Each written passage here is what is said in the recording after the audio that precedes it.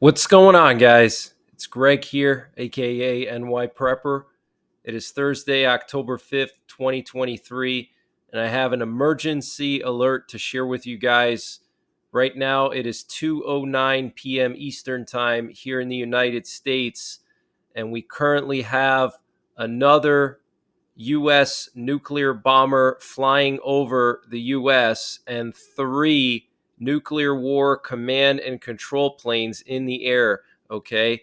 That is absolutely insane to have three nuclear war command and control planes and a nuclear bomber airborne. And yesterday we had that emergency alert system test across the entire country. The FEMA sent out emergency alerts to cell phones, TVs, and radios. And we live streamed here on this channel for that event. And most of my viewers got a text alert at around 2:18 p.m. Eastern Time on their phone. So 2 minutes before the start time that they had scheduled for this test, which was 2:20. And then Russia did a bunch of nuclear drills the last 2 days. Today, Vladimir Putin is speaking in Sochi at the Valdai Forum. So I'll read to you a little bit of what he said there. We also are expecting Russia to conduct a nuclear test in Novaya Zemlya, which is island in the Russian Arctic. That's where they tested the Tsar bomb. Apparently, they're going to do this test on Putin's birthday, which is this Saturday. They've already issued a NOTAM for the Russian Arctic, a notice to airmen for dangerous conditions from this Saturday through early next week. And so the speculation is that Russia is going to do another test of their nuclear powered cruise missile, the Burevestnik. Okay. And they want to do it on Putin's birthday. So that would be like a birthday present for Putin.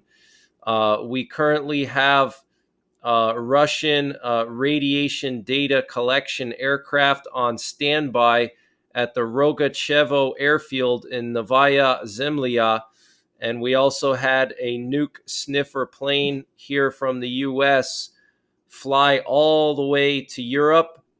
And then we also had a combat Sentinel plane fly from the UK to the Russian Northern Fleet. Okay. And the combat Sentinel plane, there's only two of those in the entire US Air Force, and they're used for collecting intelligence on high priority missions. And the intelligence goes directly to the US president and the top generals. Okay, so if they're deploying one of those combat Sentinel planes, it means that something really serious is going on, and the president and top generals in the US want to know what's going on. They need intel. So they send the combat Sentinel plane up. So one of those combat Sentinel planes went to the Russian Arctic last night. I'll show you the flight path of that one. And then they moved the Constant Phoenix Nuke sniffer overnight to the UK. And apparently a Russian Nuke sniffer is on standby at the Rogacheva airfield in Novaya Zemlya. Okay. So things are really escalating, guys.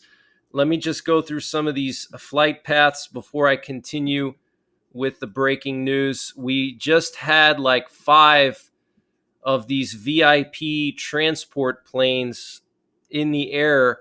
They all landed in San Francisco. We had several C-32As, a C-40B, and 2 C-40Cs. And these planes are for transporting the president's cabinet, Congress, and VIPs, military VIPs, various types of government leaders, senior leaders. Okay, so 5 of these planes going from DC to San Francisco. I don't know if this is related to Nancy Pelosi or what, but this is a massive amount of VIP planes, okay, going to San Francisco. Here's a screenshot showing those 3 nuclear war command and control planes when they were up in the air about 2 hours ago. Okay, one went out into the Gulf and turned its transponder off. One just finished a mission in the Gulf and landed at Offutt Air Base, and then one has been doing these, like boomerang patterns over Nebraska and Iowa. And then the B-52 is currently over Oklahoma, and you can't see it here on this screenshot, but it took off from Barksdale. Okay, and we also had a B-52 airborne last night and several nuclear war command and control planes. These nuclear war command and control planes, also known as TACAMO planes, they can remotely launch all of the United States silo-based missiles, okay, 400 of them. They can also communicate with submerged nuclear-armed submarines and nuclear bombers, okay, so they're very, very important. And when there's a lot of them in the air, it means something is going on. So this was late last night. So here's that Nuke sniffer plane. You can see it flying over Quebec in this shot here. And at the same time, we had a B-52 doing loops over Louisiana. It was up in the air all night over Louisiana, which is very, very unusual. And then there was another Nuke sniffer plane that was moved from Offutt Air Base to Kansas City, which is very, very strange why they would move one, just, 100 miles away. So here you can see that one Nuke sniffer, it was moved from Offutt Air Base to Kansas City International Airport. Very, very strange. And then here's the B-52 that was airborne last night, all night. And then here's another nuclear war command and control plane that was hanging out off the coast of Long Island and New Jersey. And it was actually doing some tight looping patterns, which means that it was actually deploying its trailing wire antenna and communicating with some nuclear-armed submarines out in the Atlantic. So here's a zoomed-in shot of that flight path from the E-6, the nuclear war command and control plane, and you can see how it was flying in like this corkscrew pattern, okay, these perfect circles, one after another, and they do that when they want to communicate with a nuclear armed sub. The reason why they do that is they have a long antenna. It's literally just a wire that's like a mile long, up to 5 miles long, and they release it out the plane, and they have to fly in circles like that so the antenna is straight, so the wire is vertical. And when that wire is vertical, then it can really penetrate the ocean water, okay? And here's another screenshot showing one of those Nuke sniffers landing in the UK. And then at the same time, the Combat Sentinel plane took off from Mildenhall in the UK, and it was accompanied by an aerial refueler, and it went up to the Russian Arctic near Murmansk, which is where Russia has their nuclear-armed submarines in the Northern Fleet. They have 2/3 of their nuclear-armed submarines. That's where the Combat Sentinel plane went. And then the one nuclear war command and control plane that was flying off the coast of Long Island that I just showed you, it was really strange. It went all the way to North Carolina and was doing these loops near Raleigh. Very, very bizarre. Here's a close-up shot of the Combat Sentinel plane and accompanying refueler when they took off from the UK. And then here's the Nuke sniffer plane landing in the UK. So, guys, the U.S. military is very concerned about something in the European theater. Okay, they're moving Nuke sniffers. They're moving Combat Sentinel planes. Lots of bombers in the air. There was a bomber last night, all night. There's a bomber in the air right now. As many as 3 nuclear war command and control planes daily now. All right, and this is the final flight path of that Combat Sentinel plane. You can see it flew all the way to the Kola Peninsula up here, and that's where Russia has 2/3 of their nuclear-armed submarines. Okay, so for the U.S. to send Combat Sentinel plane. Remember, only two of them in the whole Air Force, and they're used to provide intelligence directly to the president and the chiefs of staff, all the way up to the Russian Northern Fleet, where they have their nuclear armed subs. Means that they wanted to see the activity here in Murmansk to see if Russia's preparing for potentially a nuclear attack. They want to see the activity here, how many subs Russia has at port, and things like that. Okay. And today's sponsor is Alpha Omega Survival Supply EMP proof bags. And these bags can protect your critical electronics from electromagnetic pulse in the event of a nuclear war or an EMP attack. And so here I have two critical electronics that I keep in my Alpha Omega Survival Supply EMP proof bag, in my bug out bag, and in my house. Here I have a Yaesu VX6 ham radio. Here I have an EcoTest Therapy radiation dosimeter. These are both critical devices that are vulnerable to EMP. And so this EMP proof bag has woven EMP protection fabric in here. So it's flexible. It won't crack like a traditional Mylar EMP bag. You'll see cracks start to develop when you keep these in your bug out bag. But because this is woven, you don't have to worry about it. Also, we have Cordura on the outside, so it's very durable. Soft nylon lining on the inside. Made in the USA. Support small businesses, guys. Okay, this is made by a small business.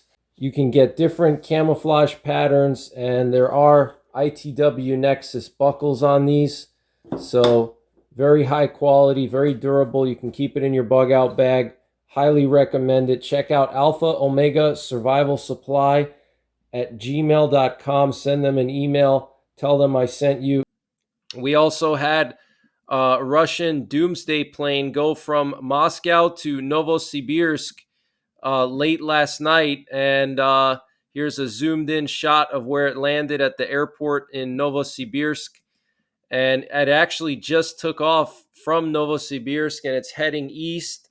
It just took off like, I don't know, 30 minutes ago.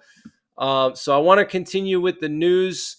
And here we actually have a video coming from Russia somewhere, showing some Russian military equipment on a train.